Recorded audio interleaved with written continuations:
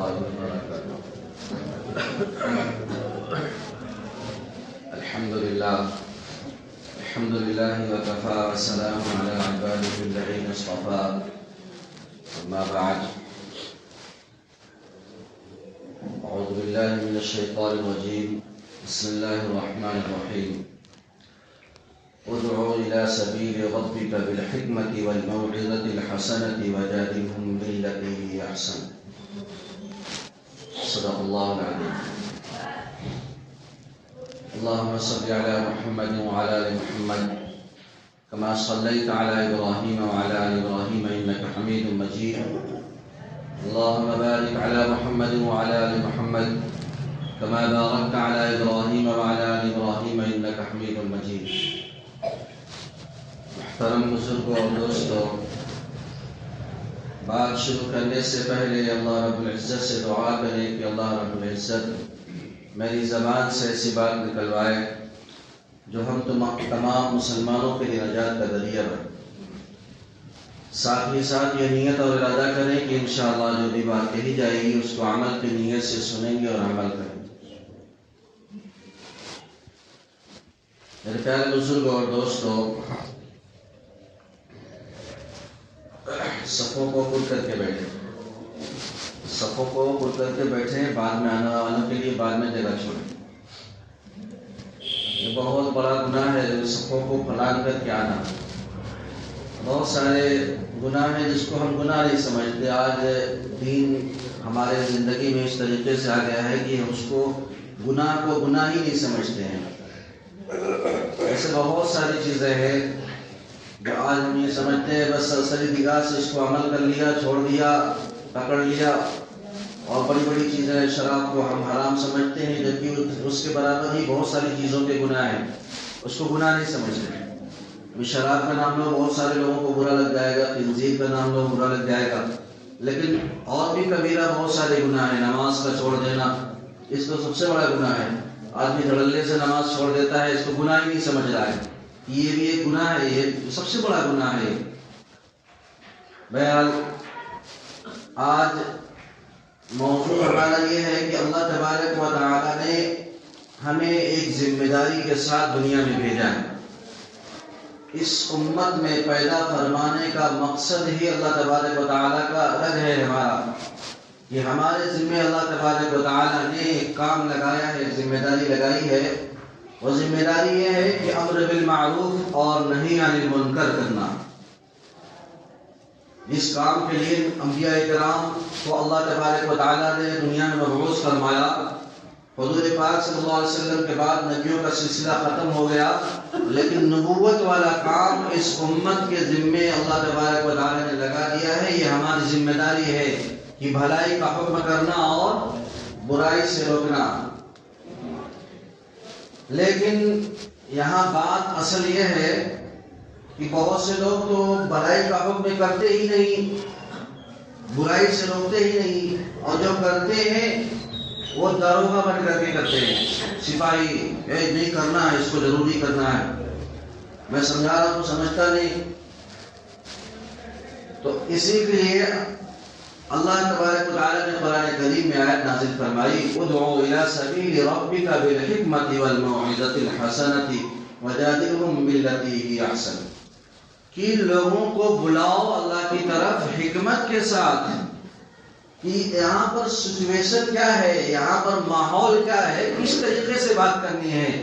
بڑا ہے تو اس سے کس طریقے سے بات کرنی ہے، چھوٹا ہے تو اس سے کس طریقے سے بات کرنی ہے، اور اپنے محلے کا سردار ہے، محلے کا بڑا آدمی ہے، VIP آدمی ہے، اس سے کس طریقے سے بات کرنی ہے. ہر ایک کا طریقہ مزاج الگ ہوتا ہے.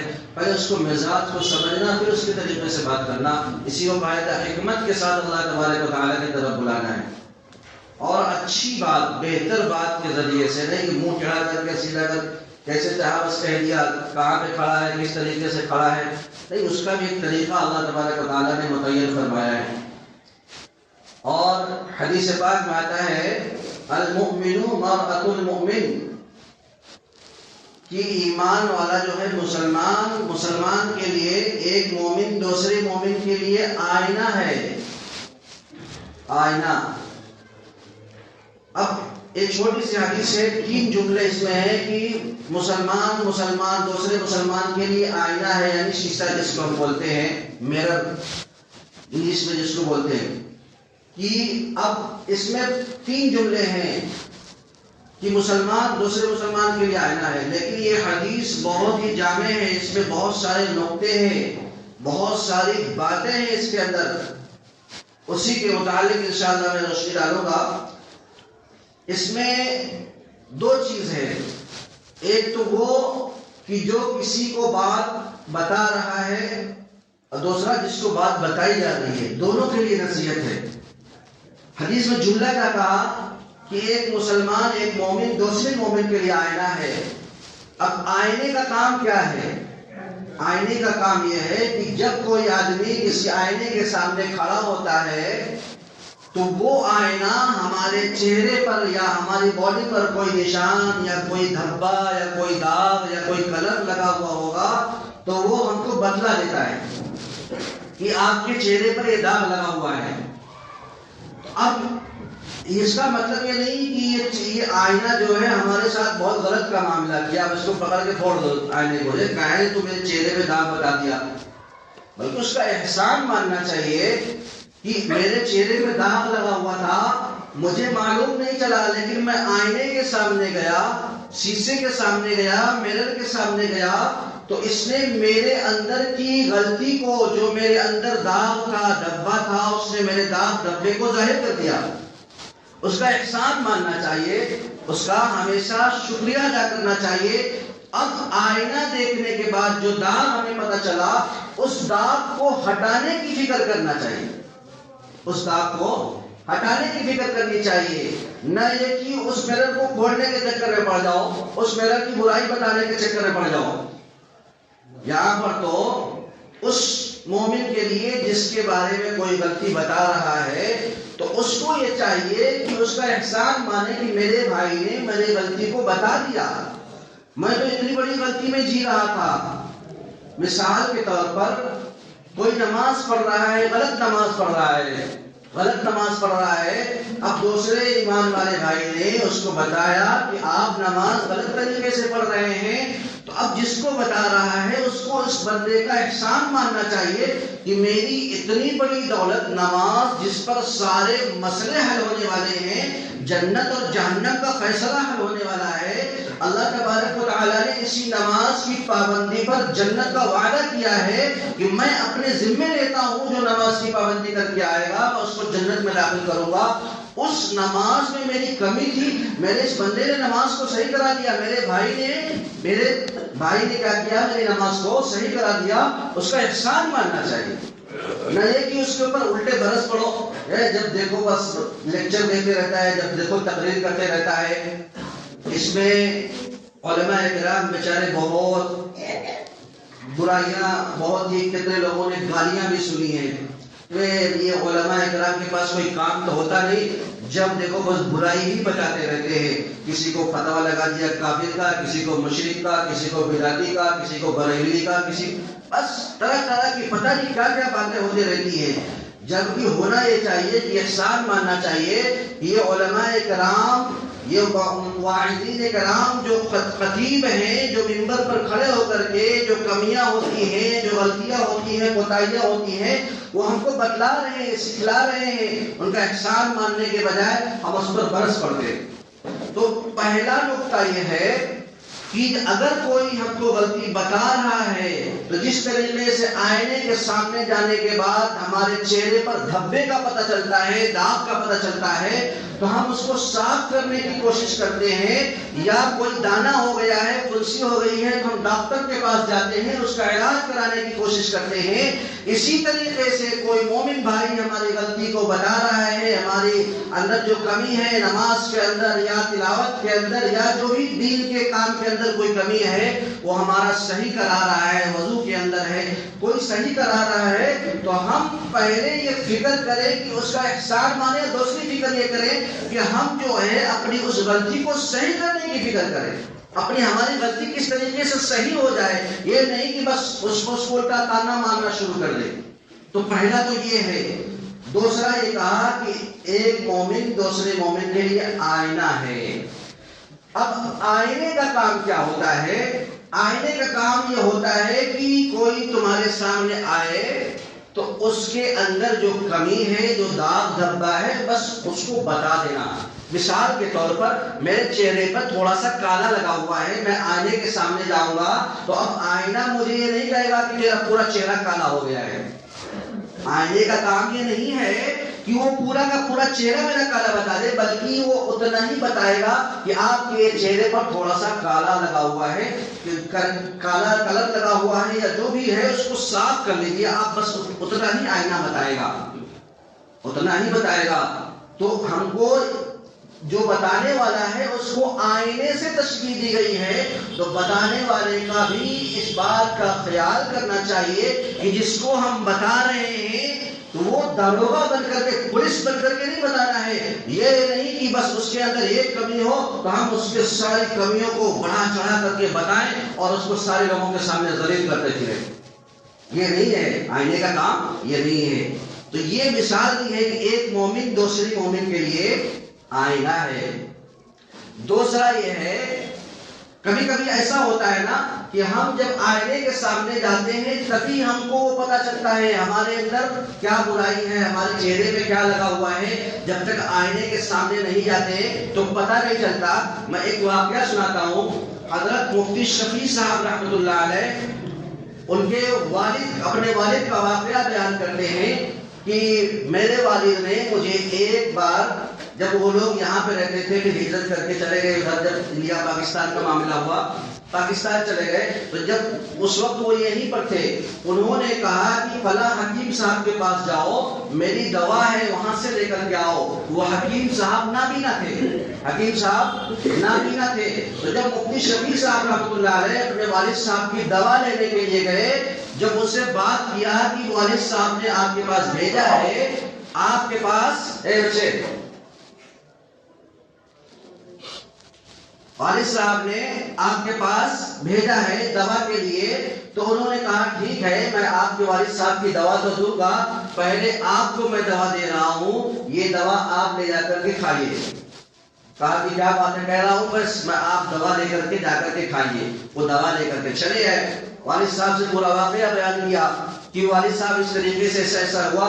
والد صاحب نے کہا کہ جیسے حکیم صاحب نے کہا ہے اسی طریقے پر آپ عمل کرو۔ ایک ہفتے کی دوا تھی، کھانے کے بعد پھر گئے لینے کے لیے، تو پوچھا کہ حکیم صاحب مجھے ماجرا سمجھ میں نہیں آیا، آپ نے کہا دوا کھانے کے لیے میں کھا لیا ایک ہفتہ، لیکن مجھے ماجرا سمجھ میں نہیں آیا، کیا بات ہے؟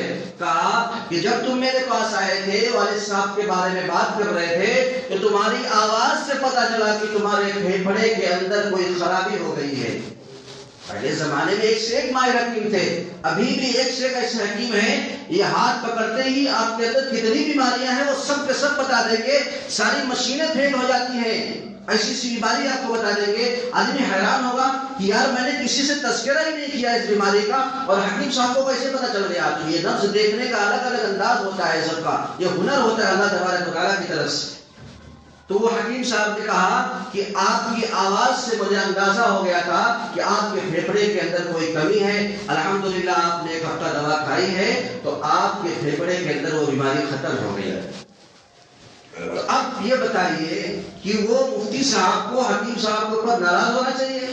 یہ گئے تھے اپنے والد صاحب کی دوا لینے کے لیے اور اپنی دوا لے کر کے آ گئے، وہ بھی زبردستی کر رہے تھے کہ حکیم صاحب کھاؤ اس دوا کو کھاؤ۔ کا تو احسان ماننا چاہیے کہ اتنی بڑی بیماری تھی، اگر حکیم صاحب کے پاس نہیں گئے ہوتے تو وہ بیماری اور بڑی ہوتی اور وہ مہلک بن جاتی۔ تو اس سے یہ پتا چلا ہے کہ کبھی کبھی ایسی چیزیں ہوتی ہیں کہ ہم وہ صحیح سمجھ کے کرتے ہیں لیکن ہم کو اس کے بارے میں معلومات نہیں ہوتی، لیکن جو سامنے والا بندہ ہماری کمی کو بتلا رہا ہے اس کا مطلب ہے کہ اس کے اندر جانکاری ہے، ہمیں اس کا احسان ماننا چاہیے، اس نے ہماری کمی کو دور کیا ہے، اس نے ہماری کمی کو دور کیا ہے۔ جس طریقے سے کوئی ڈاکٹر یا حکیم کے پاس دوا لینے کے لیے جاتے ہیں تو یہ نہیں ہے۔ ابھی ایک مرتبہ ایسے ہی ہمارے گھر میں کسی کے ساتھ معاملہ ہوا تھا، بار بار بخار ہو رہا ہے، بار بار بخار ہو رہا ہے، چیک کرا رہے، دوا لے رہے، ٹھیک ہی نہیں ہو رہا ہے. اب ادھر چھوٹے موٹے ڈاکٹر سے دوا کرا رہے، وہ ایک سے ایک تکڑی دوا چلا رہے، تھوڑا سا آرام ہو جا رہا ہے، پھر بخار ہو جا رہا ہے.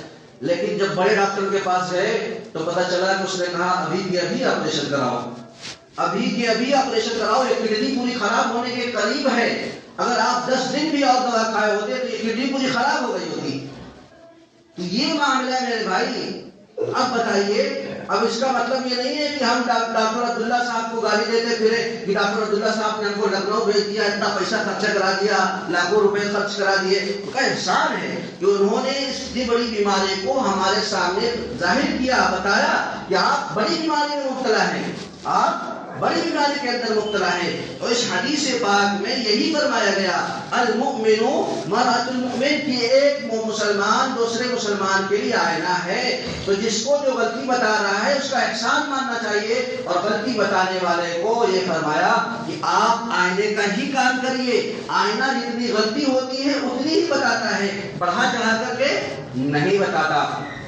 دوسری دو بات ہو گئی. تیسری بات یہ ہے کہ کبھی بھی آدمی کو یہ نہیں کہ ایک بار غلطی بتایا، دوسری بار غلطی بتایا، صحیح نہیں ہو رہا ہے تو بس تھک ہار کے بیٹھ جائے، یار اس کو میں بتاتا ہوں صحیح نہیں کرتا ہے. یہاں پر اس مثال میں یہ بات بھی واضح ہو رہی ہے کہ جب بھی ہم، جیسے مثال کے طور پر ہم آئینے کے سامنے گئے، دھبا لگا ہوا تھا اور ہم صاف کرنا بھول گئے، پھر جب جائیں گے آئینے کے سامنے پھر وہ کہے گا تیرے چہرے پہ کالا لگا ہوا ہے. وہ بار بار ہم 100 بار اس کے پاس جائیں گے، اگر ہمارے چہرے پہ دھبا لگا ہوا ہوگا تو وہ آئینہ ہمیں یہ بتانا نہیں چھوڑے گا کہ تیرے چہرے پہ دھبا لگا ہوا ہو. کبھی نہیں تھکتا، وہ کبھی نہیں تھکتا.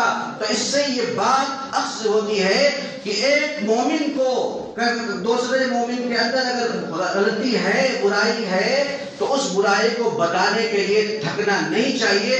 ہمیشہ جب بھی اس کے سامنے وہ برائی نظر آئے تو وہ برائی کو بتائے. یہ اس کی ذمہ داری ہے، آئینے کی ذمہ داری ہوتی ہے. نہیں کہ بس ایک بار آئینہ دکھایا، اب دوبارہ پھر لگا ہوا تھا تو پھر کہا کہ نہیں بھائی اب تو صاف ہے، بالکل صاف، جو چاہے کر، جیسے بن کے پورے چہرے میں کالی پوتے، پھر مجھ سے کوئی مطلب نہیں. آئینہ تو کبھی یہ نہیں کہے گا، بلکہ آئینہ ہمیشہ اس غلطی کو بتائے گا جو ہمارے چہرے پہ ہوگی، جو ہمارے چہرے کے اندر کمی ہوگی. اب یہاں پر اس بات کا خیال کرنا چاہیے کہ ہم کو کس طریقے سے بتانا ہے، کس طریقے سے بتانا ہے. ایک واقعہ سنا کے میں سمجھاتا ہوں. حضرت حسن اور حسین رضی اللہ عنہ، یہ دونوں حضرات چھوٹے تھے، کسی دریا کے پاس سے گزر رہے تھے تو دیکھا کہ ایک بزرگ آدمی وضو بنا رہے ہیں. تو اب وہ وضو غلط طریقے سے کر رہے تھے، تو انہوں نے سوچا کہ یہ بزرگ ہیں، عمر میں بڑے ہیں، ان کو کس طریقے سے بتایا جائے. یہ بھی ایک خوبی ہوتی ہے کسی کی غلطی کو بتانے کی، کہ بڑے کو کس طریقے سے بتانا ہے. مثال کے طور پر ہمارے دادا ہیں، ہم بچے ہیں، دادا ہیں بہت جانکار ہیں، لیکن اتفاق سے وہ کسی کام میں غلطی کر رہے ہیں. ہم پڑھ لکھ رہے تھے، ابھی ہمارا سبق تازہ تھا، ہم کو پتا تھا کہ اتنے فرائض ہیں، اتنے سنتیں ہیں، اتنے واجبات ہیں، سب پتا ہے. ہمارے دادا کو اتفاق سے کوئی غلطی اس میں پتا نہیں تھی، وہ غلطی کر رہے تھے. اب بتانا بھی ضروری ہے، لیکن بڑے ہیں کیسے بتائیں گے؟ ڈائریکٹ تو دیکھ کبھی غصہ ہو جائیں گے، جب ملا بنا پھرتا ہے، ہم کو سکھا رہا ہے یار، پھر جیسے کو کتنے سکھا کر نے بھگا دیا اور تو ہم کو سکھانے آیا ہے. اب کیا طریقہ اپنانا چاہیے اس میں؟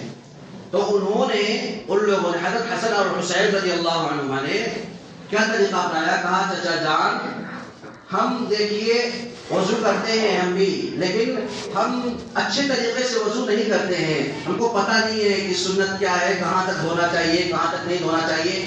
آپ ہمارا وضو دیکھ لیجئے کہ ہمارا وضو صحیح ہے یا نہیں ہے. اس بات کو دھیان دیں. کس طریقے سے سمجھایا؟ اب وہ چچا جان کیا کر رہے ہیں؟ اب یہ دونوں حضرات جو ہے وضو کر رہے ہیں، وہ چچا جان پورا وضو اچھے سے دیکھ رہے ہیں. دیکھنے کے بعد کہا بیٹا آپ کا وضو صحیح تھا، میرا وضو ہی گڑبڑ تھا، میں جو ہے وضو صحیح نہیں کر رہا تھا، اللہ آپ کو جزائے خیر دے، آپ نے ہمارے وضو کو صحیح کرا دیا. تو ایک یہ طریقہ ہوتا ہے کہ ہم جو ہے اچھے انداز میں اس کو سمجھائیں. اسی کو کہا ادعو الی سبیل ربک بالحکمت، کہ اللہ کی طرف بلاؤ لیکن حکمت کے ساتھ بلاؤ اس کو. کہاں پر کیا سچویشن ہے, کس طریقے سے بات کرنی ہے, اس سچویشن کو آپ اختیار کرو, اس حالات کے مطابق اس سے بات کرو تاکہ وہ بندہ سمجھ